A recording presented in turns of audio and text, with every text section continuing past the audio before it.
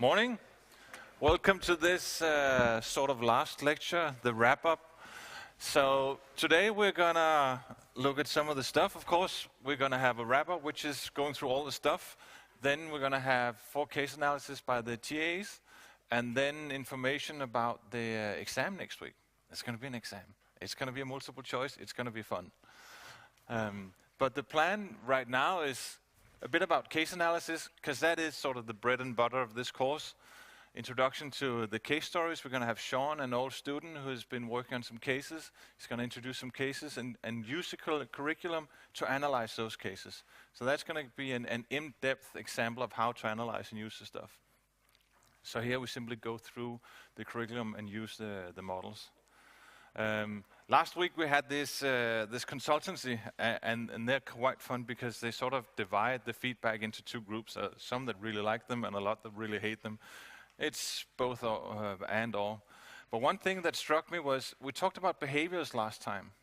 And one thing they were very keen on is that they want to develop behaviors. And the simple thing about going around and giving people a hand and making contact, that is an excellent example of one of the behaviors you can train and that you can actually produce a response with. So it's just an example of a behavior.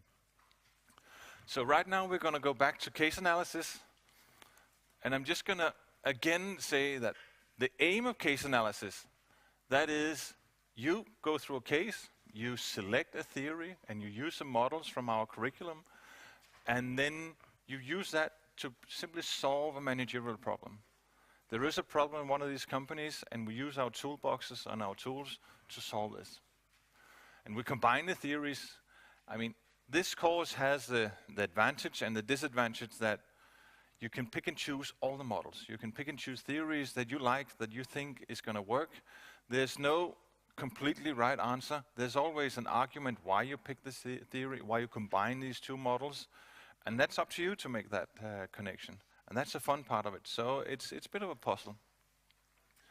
And you use those models to come up with an overall strategy for addressing the problem. And then we present that in first a causal analysis. Why are we in this situation, assuming it's a bad situation? And how should we actually solve the situation? So there has to be some sort of recommended solution to the problem. And there's these nice 5 steps. First, we focus on what is the assumption, description and motivation of assumptions. We always make some sort of assumptions in a case. There's something that we assume perhaps we're going to propose, they're going to make a huge change in their company.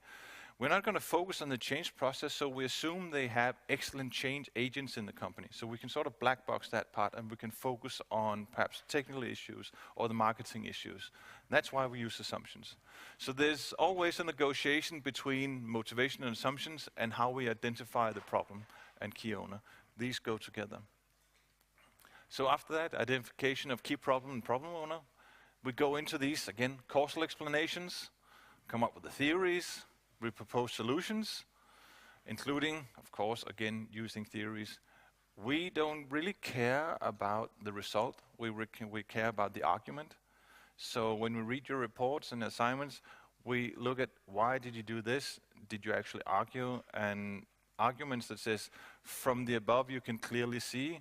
It just says with big sign, well, we didn't really care to make an argument, but we hope that you'll sort of get the gist by looking above. It doesn't work that way. We need to see the argument. He is a manager, he's doing this. In the behavioral theory, we assume that, or we view this in a particular way. So please present an argument so we can understand your reasoning. Think of it as writing, not particularly to us, but writing to one at your own level, meaning that you have to explain it. You have to explain the theory, you have to explain why you view particular things in a particular way. The good thing about viewing it as writing it to someone at your own level is that you usually add a bit more description. You don't assume that we will read it the right way. We will never read it the right way. We read it as we think. So if we get a sort of a suspicion that it's not the correct reasoning, of course, we can't see the argument, then we have to give you a bad grade. So please argue, argue, argue. That's what we check. In the end, we check the robustness. And robustness is simply if the assumption doesn't hold, Then what? We propose this nice change in the organization, and it assumes that they have super good change agents because it's actually a complicated process. So if they don't have these change agents, then what? Are they completely screwed? Should they go buy consultants? Do they actually have money to buy consultants? Those kind of reasons, those kind of arguments we want to hear. Again, the key problem, that thing, that critical, that threatening situation that our company faces. They have to do something about this. And it's up to us to come up with a solution to the key problem. And the problem owner is the one that, perhaps the lowest level in the organization, is able to solve it. He's the one who has the power and the competence and the resources to solve the problem. So that becomes our key problem owner. There might be several key problem owners, and it's up to you to argue why a particular role or a particular person has become your key problem owner. Again, assumptions. It's just a perception of something that we're supposed to relate to. So again, looking at this change in the organization, can we really assume that they have change agents? Is there something in the case that describes that they have competent change agents? If we don't have that, then the assumption is bogus. And be careful not to introduce too many assumptions. Because assumption is one way of saying, well, I don't really want to look at this issue. So I just assume a lot of stuff. And if you assume a lot of stuff, it's very easy to pick the report apart simply afterwards. So we just look at the argument and say, if you assume all these things, we actually know something in the case, so don't assume. So assume as little as possible, use as much from the case as possible, and then you're going to be good. And in the end, what would happen if the assumptions are wrong? Does everything break down? Then perhaps these assumptions are a bit over the top. Then, I'd like to introduce Sean, an old student. He will go through the wrap-up because he has some excellent cases from his own thesis and from working in this course. So, please. Thanks. Can you hear me? And again, please ask questions. There was one question, a few comments last time. Why do we bother throwing around the mic? Usually there's about 160 to 200 watching, and if we don't throw around the cube mic, no one's going to be able to hear what's going on. So that's the reason why we waste time throwing around the mic. So welcome, Sean. Yeah, thank you, Casper. I'm Sean Regan, and as you may not understand from my name, I come from Italy. I was a student at DTU until last year, where I was studying engineering management, or what is called now industrial engineering and management. Besides studying as a student, I was actually a TA in TIMO, and I've been a TA for 3 semesters. So I've seen, I would say, around 1,500 students coming through the course. And I've kind of hopefully understood what are the doubts for the students and how they can solve it. And so that's why I'm here, because I think that I can give a good perspective as a midway between a former student, a former TA, and now a professional working. And when I finished studying here at DTU, I started working in Deloitte, which is a consultancy. And there I work in the department called Business System Transformation, where basically our client, when they try to do IT transformation, sometimes they don't manage to follow through. And so we come in and help them to finalize this transformation. So if you talk about TIMO, I usually work with the how of the toolbox, so the last 2 weeks of your lectures. But enough about me. What are we going to do today? I'm going to talk about 2 companies. One is a radar company that I use in my thesis, and the other one is Deloitte, that is the company that I work for. And through this, I will go through all the theory of the course. Of course, I cannot explain it again, because otherwise we will need the whole day. But I will just give you a brief introduction of which are the tools that you can use, and then apply them in these 2 cases. So the course is organized in different parts, and it starts to why we organize. And why we organize is about how do we achieve the performance, how do we make an organization successful and unsuccessful. So which are the models that we could use in this part of the toolbox? We could definitely start with efficiency and effectiveness model, that it's a model that the manager can use to reach the organizational performance. So the organizational performance is made by these two components, effectiveness and efficiency, and the managers need to find a balance of these two. And how does the manager reaches these two performance? They can do it, for example, through the four function of management. So what the manager does, he plans, he organizes, he leads his people, and he controls that the people are doing what he thinks they're doing. And of course, this is an iterative process that goes on and on, so it's not to see as a one-time thing.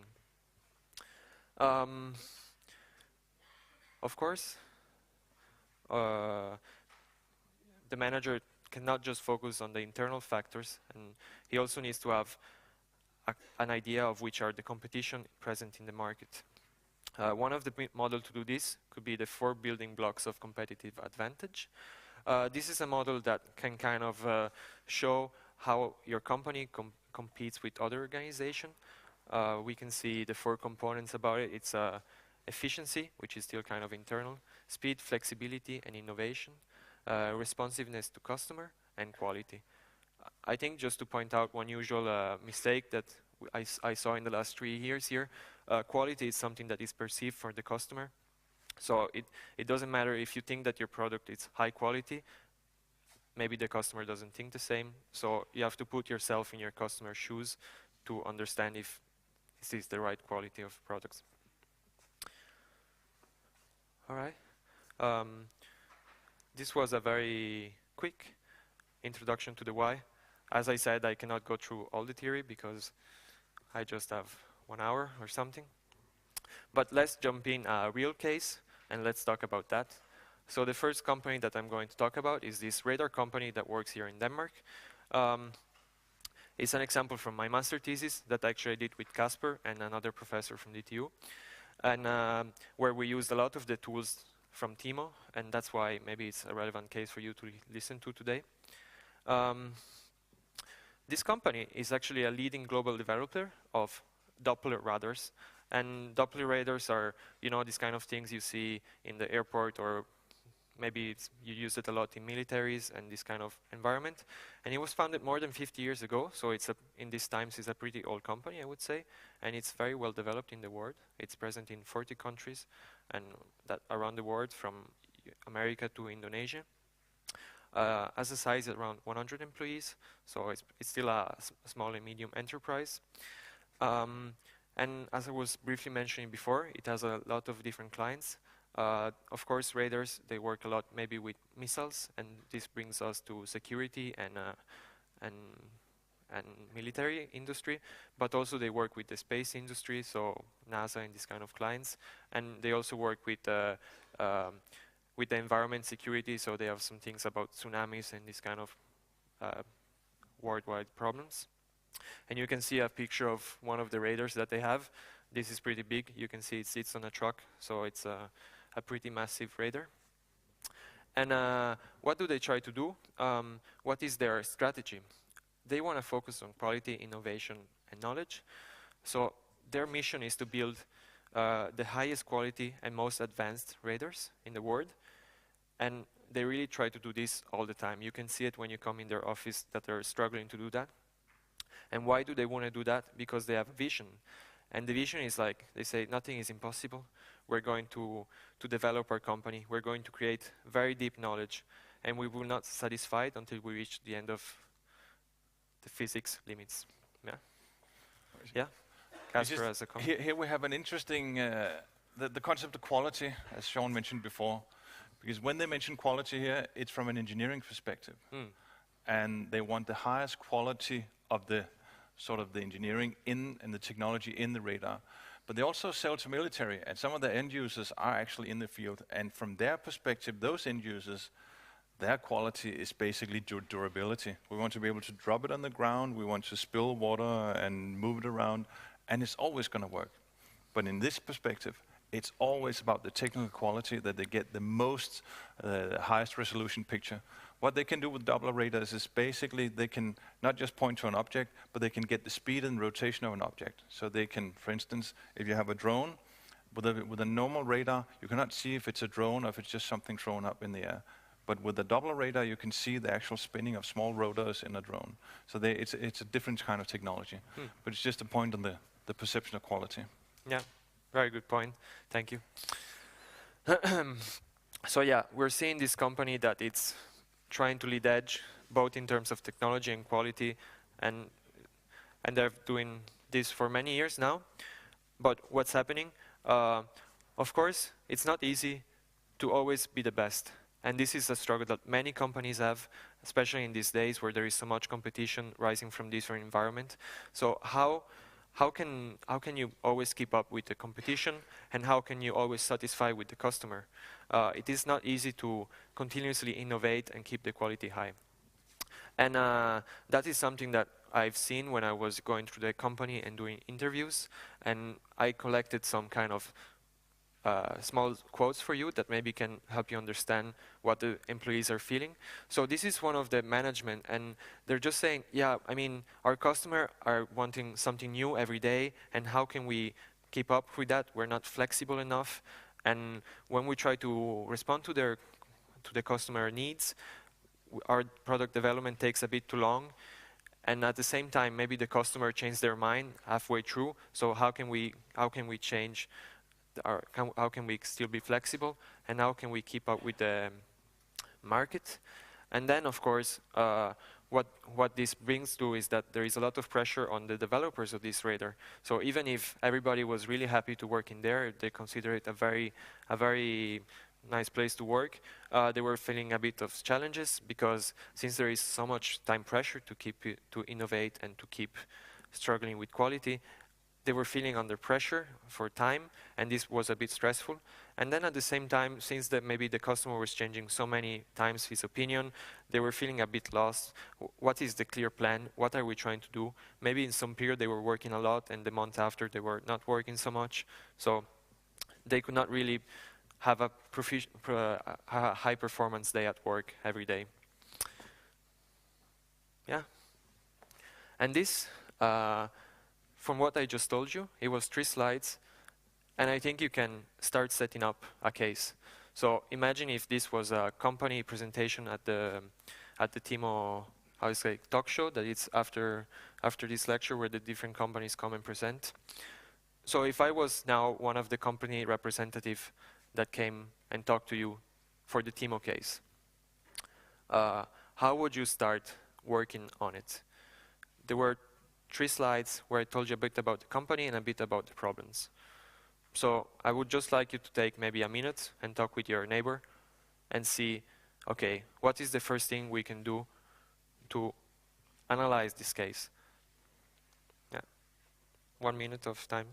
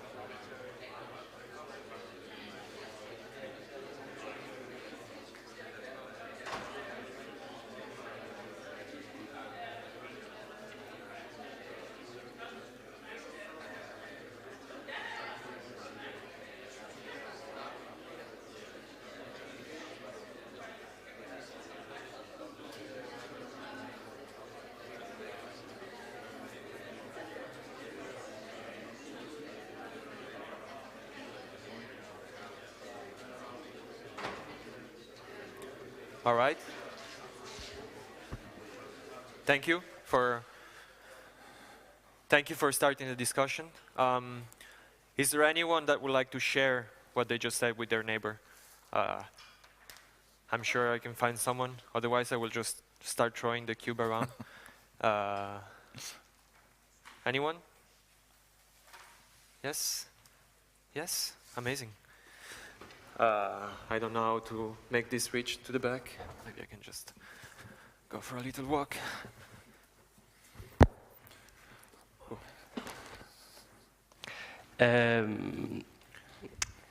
I would, when this as a case analysis, I would, the first thing I would look at was the strategy might not correspond with the wishes of the customer, and you see this throughout the chain. With the manager being dissatisfied with the performance of the developers, and the developers not being satisfied,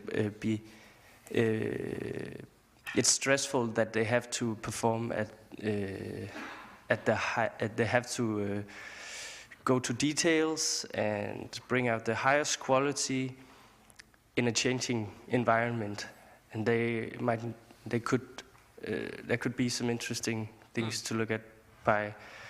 Yeah, you could use this star model to see where the actually issues lie,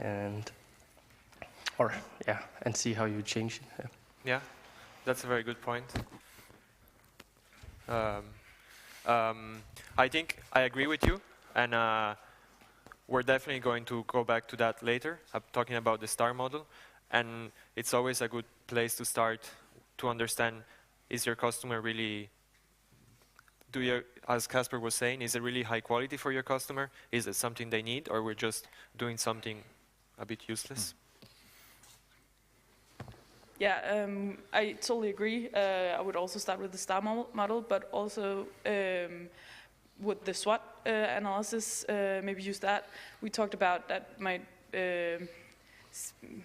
make it clear if there's economic problems, if there's a lot of market pressure, and see maybe it's so not only the star model, but build the business canvas.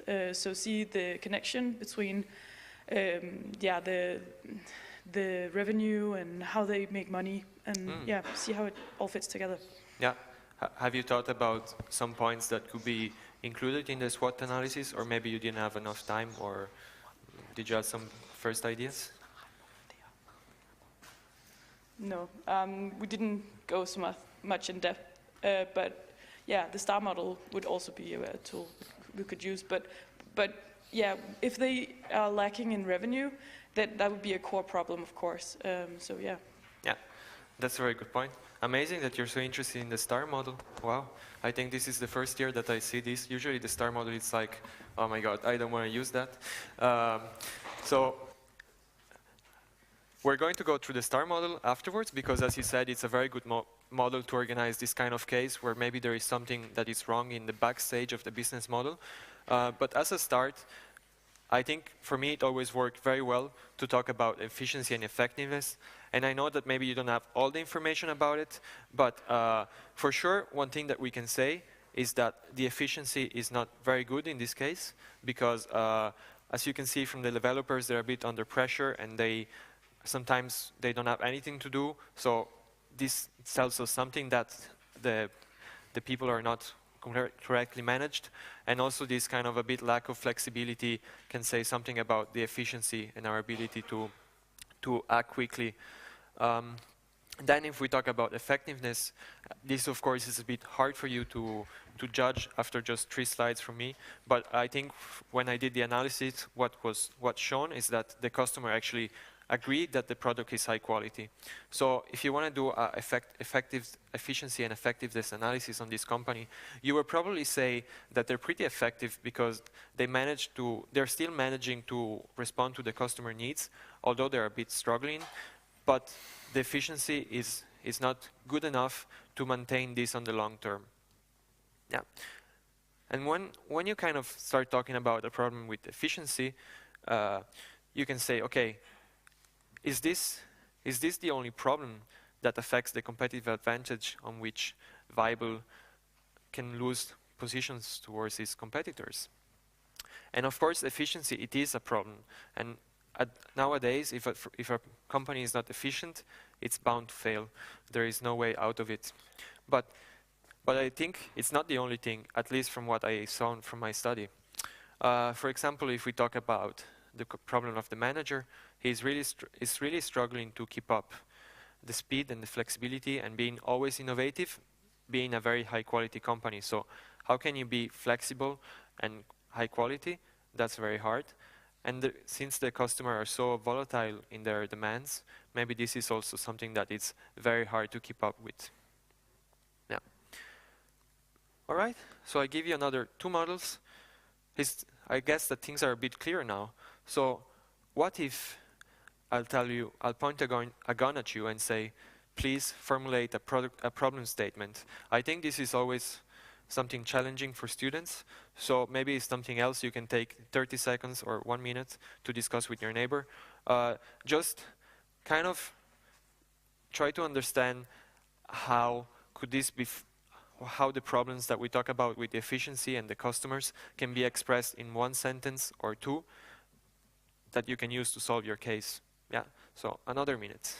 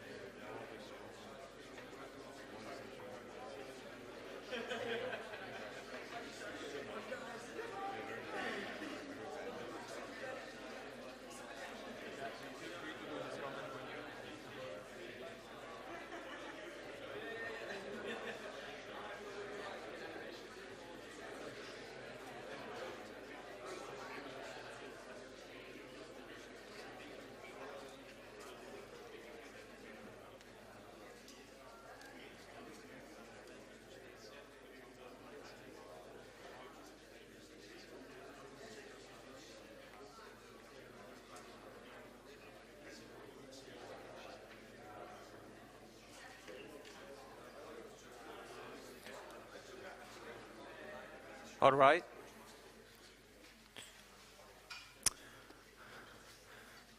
It worked before. Someone ready to share what their problem statement could be?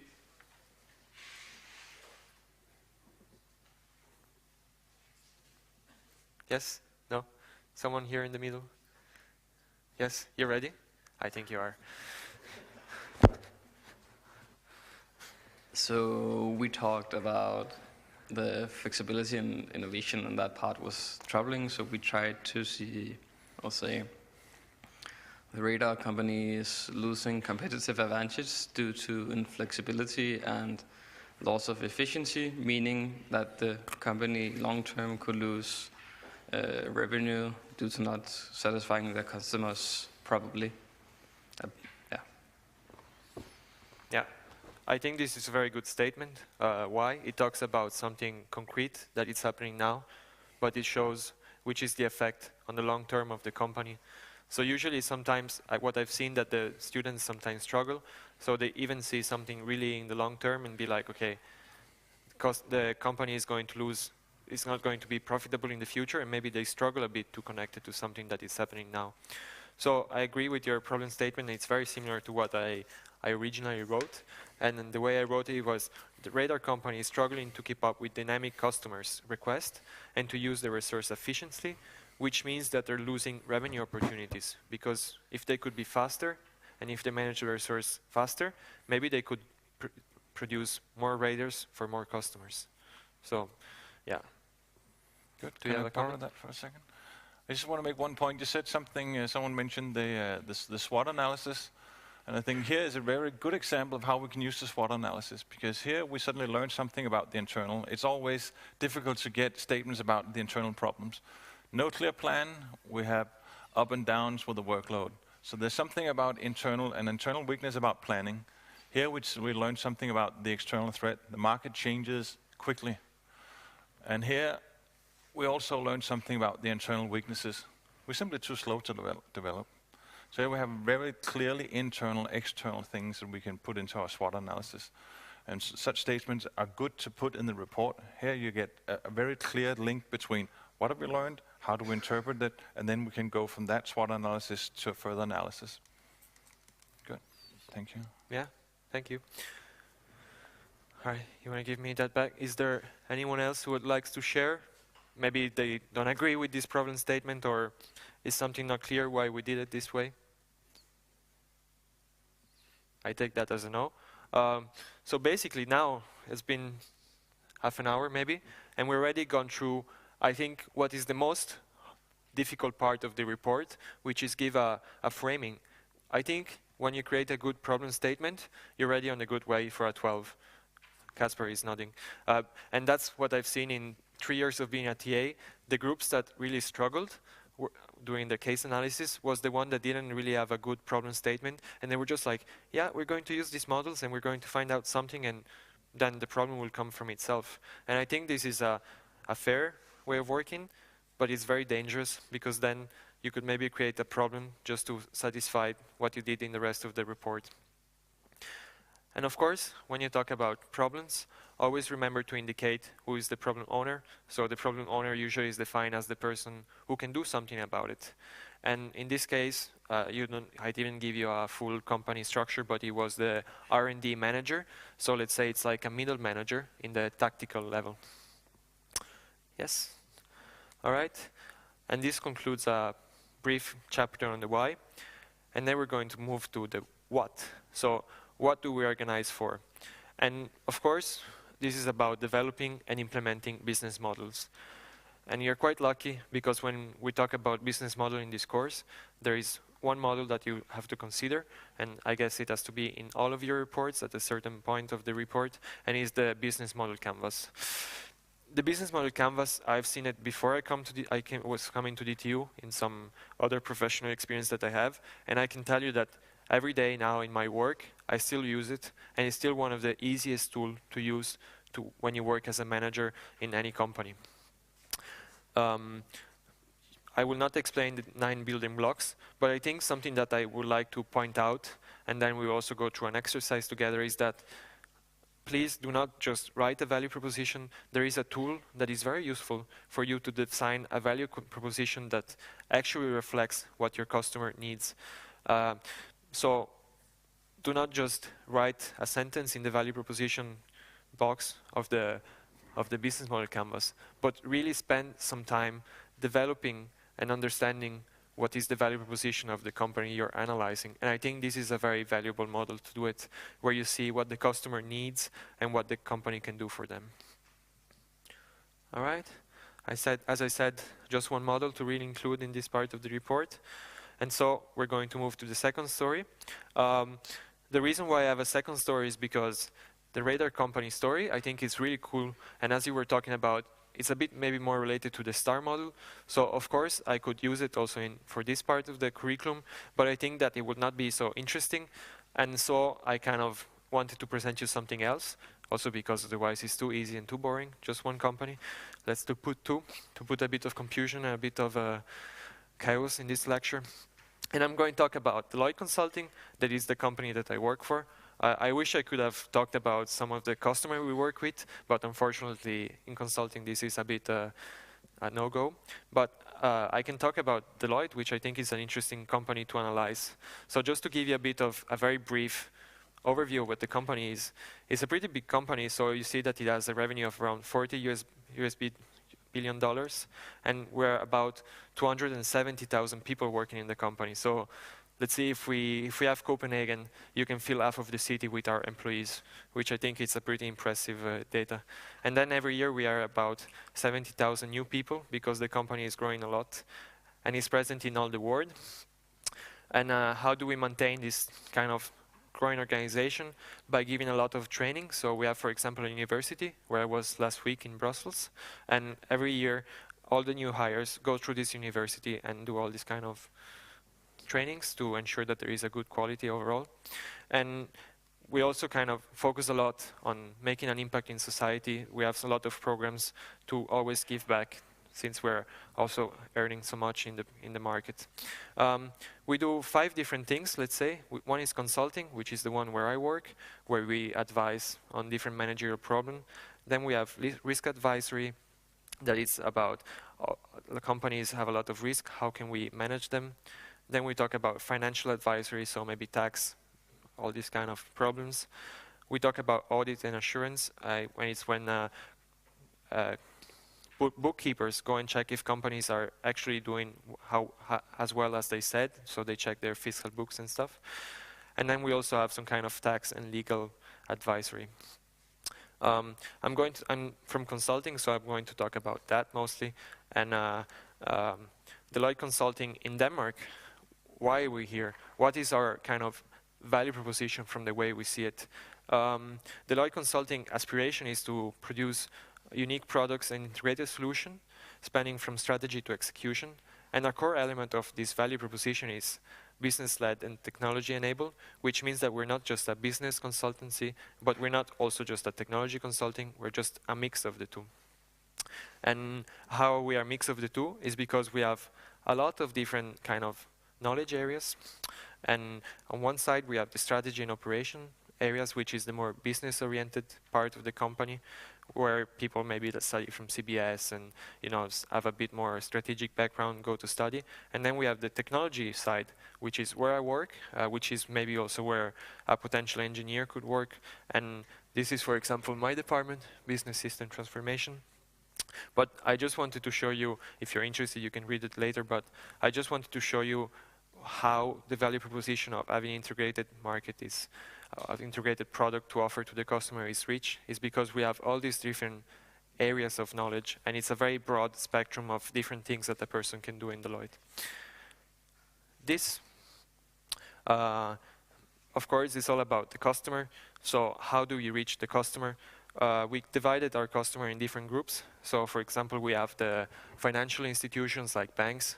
Then we have the products, which are all the big companies that are around the market, like, I don't know, Maersk or whatever, Novo. And then we have the public, which is all the ministries and all the different public forces that we have here in Denmark.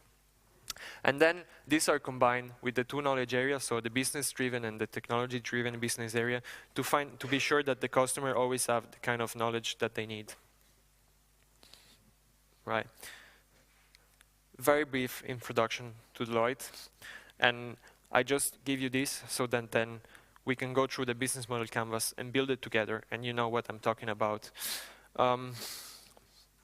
So when you talk about business model canvas, the place to start is always about the customer. So you should find out which are your customer segments. And as I was saying in the slide before, we talk about products, which are companies, private companies, financial services, and public. Then, once you have done this, which is the next stage? As I was suggesting, maybe you should not just dive in the rest of the model and fill it out in a 5-minute brainstorm, but maybe before that, you can have a real discussion with your groups about designing a value proposition that is really related to what your customer wants. And so that's what I did here.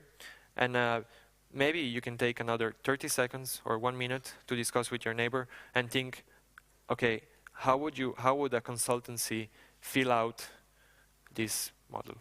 All right? 1 minute to discuss with your neighbor.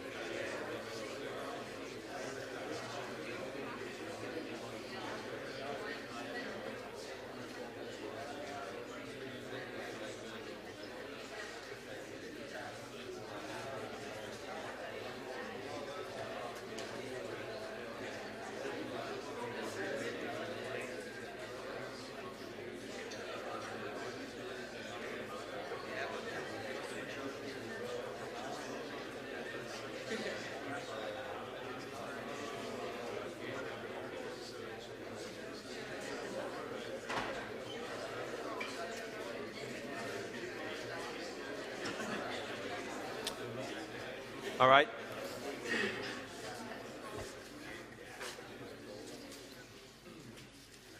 It's really good to hear all the discussion. I hope you're talking about Timo and not about your forthcoming weekend. Is there anyone that wants to share something? I can pick again, so maybe if a volunteer shows his hand first, it's better. No one? Okay, for this time, I'll let you pass this, and I will start talking about it. So I just wanted to give you a real step. Oh, yeah, maybe I have to give you this. Just, Oh. sure, do you just want to talk about how to fill it out? Yeah, or Okay. what you would fill out with Yeah, maybe. okay. Yeah. I guess we will start with identifying the customer jobs and what they have to do if they produce or do they deliver services or what kind of service that is, and then figure out the pain and gains, and then go to the other side and figure out how can we relieve the pains and how can we create a gain on that, Yeah. and then figure out how to produce or give the service the customer needs. Yeah. And do you have any idea of this? What could these things that you just said be? Or maybe it's a bit. So if you were a company, which are your pains? If I was a company, let's say like I saw Vestas, I think it's Vestas just did a cooperation with Oxford where their problem is they can't get enough, the foundation of the windmills is not strong enough to carry out bigger turbines, so their pain is that they can't get enough production out of the turbines at the moment, or for development. And again, if they can get bigger turbines, they can produce more energy out of the wind Yeah. and get more efficiency. That's a good example. I think this is a good way to structure it. And then, of course,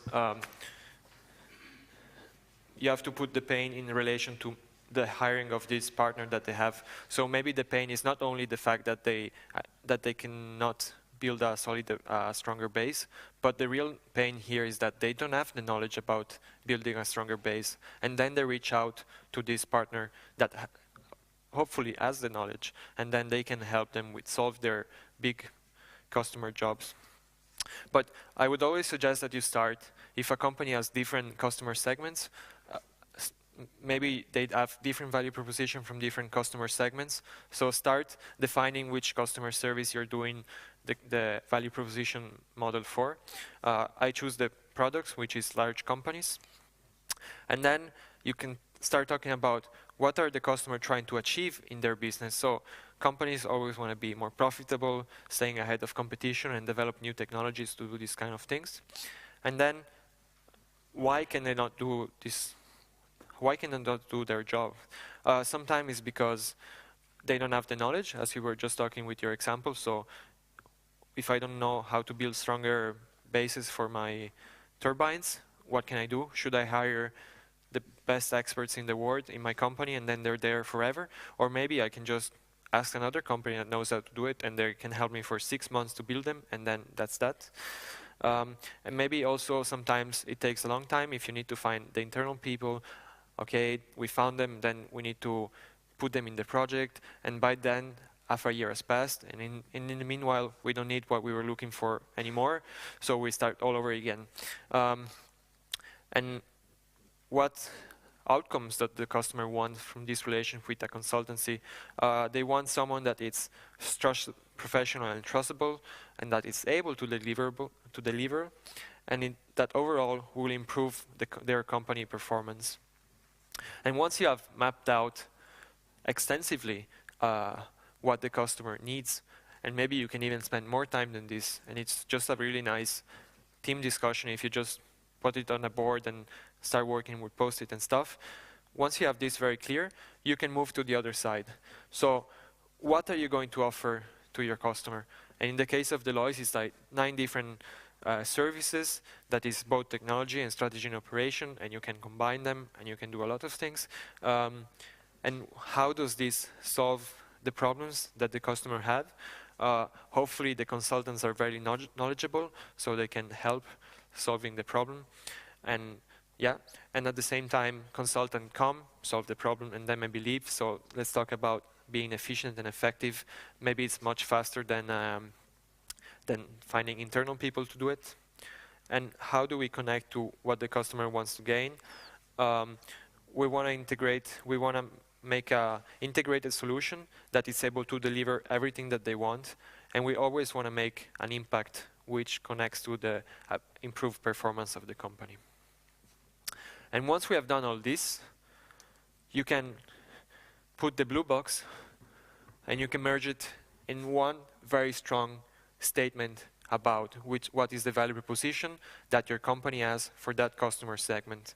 So in this case, the way I wrote it, it was our consulting services help companies who want to be more profitable thanks to our knowledge and solution, making an impact. And this, you take it and you put it in your business model canvas. Yeah. Any comments on this? I think it's a very easy process, but that in my experience, usually students don't do because maybe you just want to get quickly done with the business model canvas. So you would just kind of go through it, fill it out, and then when a professor or when a TA reads it, you can feel that it was done quickly. So just my personal advice, always use this value proposition model because it will really make your report stand out compared to the competition. Yes? Any question or comments? All right. Then, once you have this in place, you can move on and fill the business model canvas. Actually, in the book, there is a suggested order that I think works well if you follow it because it kind of builds a story. So after you have built a value proposition, you're going to talk, okay, how are my channels to reach the customers? And in this case, it's just maybe direct conversation. And what do we want to achieve with these challenges? What kind of relationship? And we need to build a kind of a personal and trust because we need to work together and you need to trust us. Sorry. And then, okay, but we're going to work together, but maybe you should pay us. So how are we going to do this? We're going to have a $1 per hour revenue model, very simple. And then once you clear the relationship with your customer, you go back and you talk about, okay, what do we really need though to deliver to the customer? We need a lot of people, we need a lot of knowledge, and we need also to have very strict processes to make sure that this happens. And then the activities that we're going to do is we're going to consult to our clients, so we're going to go to our client and suggest what they should do. But we also need to, at the same time, develop our organization to make sure that we have always the knowledge and the people that we need. And we also need to sell to new customers, so that's a business development part. If we talk about key partners, I think it's very hard to individuate one key partner for everything. Then maybe it just comes project by project. And what are the costs? Let's say that there is a lot of fixed costs because all the people work there, and then there is not a lot of development or these kind of things. Yeah, and this, you created a business model canvas for your report, which is a very important part of the report. I don't know how it is this year, maybe Casper you can say, but from my memory, the business model canvas is one of the things that has to be in the report. And then of course, depending on the report, it can be more or less important, but it should always be there. For example, if you had a case like the one of the radar company, maybe it's not the most important thing ever, but it's still a good tool to show that you understand what the company is about.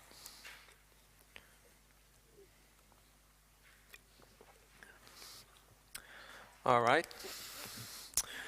But of course, a business model canvas does not live by itself. Companies are big corporation, but compared to the overall environment, they're so small. So you always need to think about which are the key external forces that are affecting your company.